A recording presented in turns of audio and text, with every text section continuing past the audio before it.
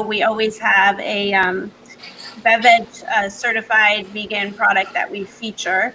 And this week we have, I'm going to add her, Wendy Grossman. Hi, Wendy. Hi, everybody. Wendy is from Wendy's Nutty Kitchen in New York, right? Up near Woodstock. Yes. Oh, you're by the sanctuary. Yeah, I'm on in a tiny town called Phoenicia, and we have the Zen monastery down the road. We have the Menla Mountain Retreat, the Tibet Center on my road at the dead end. So I'm kind of surrounded by sanctuaries.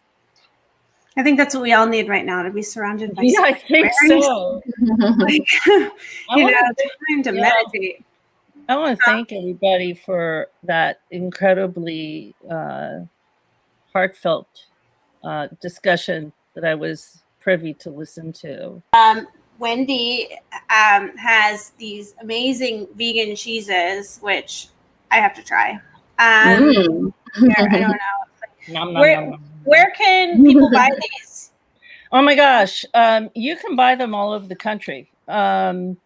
You're in Florida, so you can get it at Black Radish in Tampa. New York, we're Riverdale, Essex, Orchard. Oh, Riverdale and Essex is good. Yeah, and Vegan Haven in Seattle, Sweet to Lick in Long Island.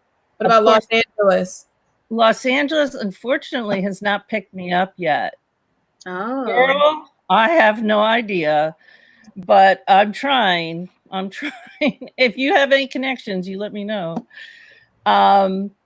We're in Massachusetts. We're in Philadelphia. So we're really literally everywhere. And if you go on to veganessentials.com, you can have it shipped.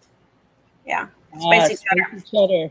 Cheddar has jalapeno and habanero in it. So it's like extra super spicy. It's really good. It's so Jesus. Carissa, you just lost points as a compassionate vegan because she was saying that we won't be able to experience it in Los Angeles. Sorry. Right. That's right. I can send you some, Jasmine. Me too. No, send me some too. All right. Ladies, just send me your addresses. Wendy's Nutty Cheese. If you do, we'll do this again on Jane's platform as like a taste test. We'll just do a special like 15 minutes. Like we'll schedule it separately. Absolutely. You get a hold of my email and I will hook you up. And today I'm going to be cold smoking some cheese, which is I take the cheese and I take hickory bark and I take applewood bark and I make cheddar and I make a faux goat. And they're just going live today at Riverdale and a small store. My mouth is like water, and I'm like, Who needs bacon when you have apple bark?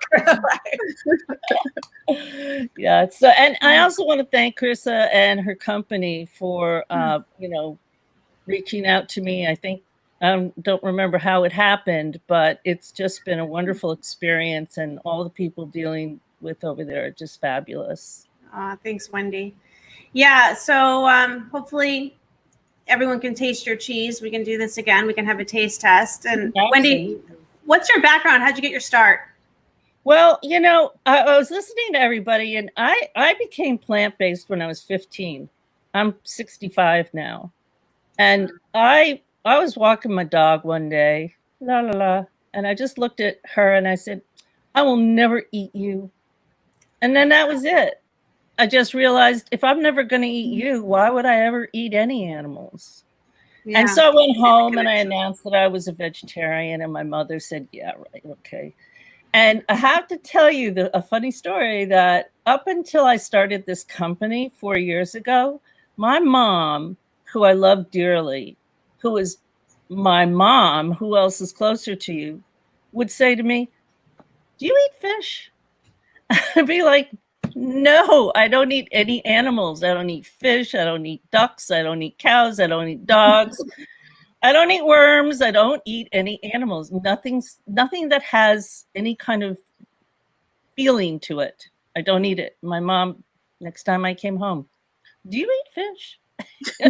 So somehow, you know, it just took until I started this vegan cheese company for her to really realize, you know, wow, she's really committed. 50 years. Wow. So I have I guess my first chef position was when I got out of high school in 1972, and there was a collective of creeds, colors, sexual orientation, and this is 1972. So I was hanging out with the hippest people around, and they had this restaurant where you just rotated. So one day you'd be a chef, one day you'd be, no, 1 week you'd be a chef, 1 week you'd be a dishwasher, 1 week you'd be a waitress. And so I just really learned all about how to like be in a vegan, not a vegan, but it was a vegetarian restaurant, the whole society of it. And from then on, I just alternated between making my art and being a chef, making my art, being a chef, depending on where the economy was. And I guess around 2012, well, 2008, when the crash came, I definitely went back into cooking because that was the only work I could get. And I ended up at a restaurant where my head chef was making this product. I don't know even what to call it. He called it feta cheese. And it was like sunflowers and asafoetida and cumin. And it was so gross. And he put it on everything. And he'd say like lasagna with feta and, you know, roast eggplant with feta. And I went, dude, listen, let me go home and try and make something a little closer to feta. Okay, because this is not feta.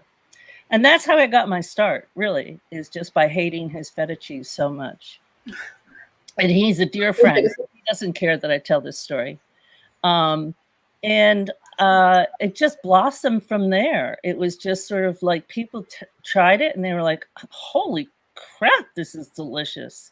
And, you know, really gave me that encouragement to go deeper and go deeper and go deeper and make more mistakes and, you know, invest in bigger and better and more powerful pieces of equipment until all of a sudden, what do you know? I'm actually making a business. And this year was, well, when I met Carissa and her team was my 3rd year, and I got kosher certified and vegan certified. And you know, I have to just knock wood because I made it through that crash of 2008 without a lot of grace. I had to work 3 jobs. It was horrible, almost lost my home. And I was thinking, oh my goodness, please, COVID, please don't hit me again. You know, I can't take it. I'm old now.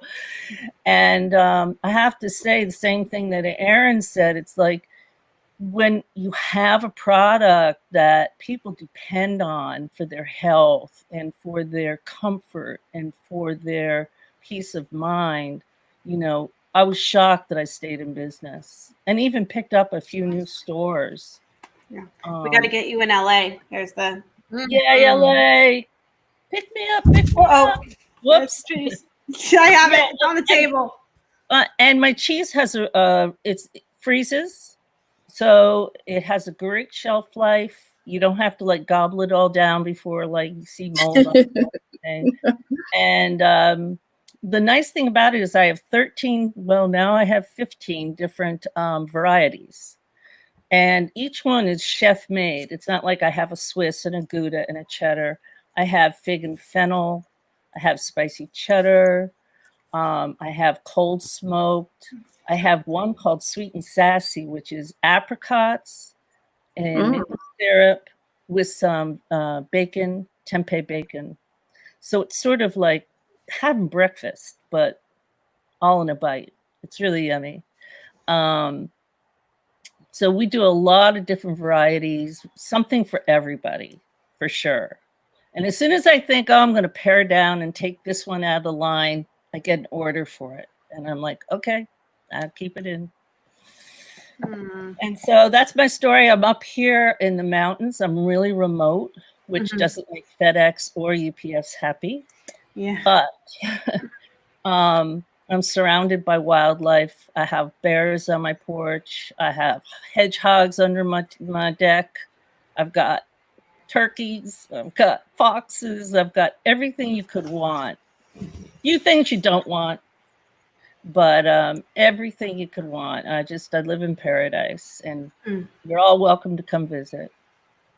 Well, we'd love to come visit and taste it all too live. That would be fun. And if I think everybody here is on the email, so they can reach out to you directly and give you an address, and we can try to arrange a taste test. That would be fun. Please do. That'd be so much fun. Yeah. So we are so over time, and we did disconnect from one platform, but we are still on others. So anyway, thanks for joining us, everybody. We are back every Wednesday at 12 Eastern Standard Time for the Laws That Matter. And thanks everyone also for joining us, and a great panel. Thank you.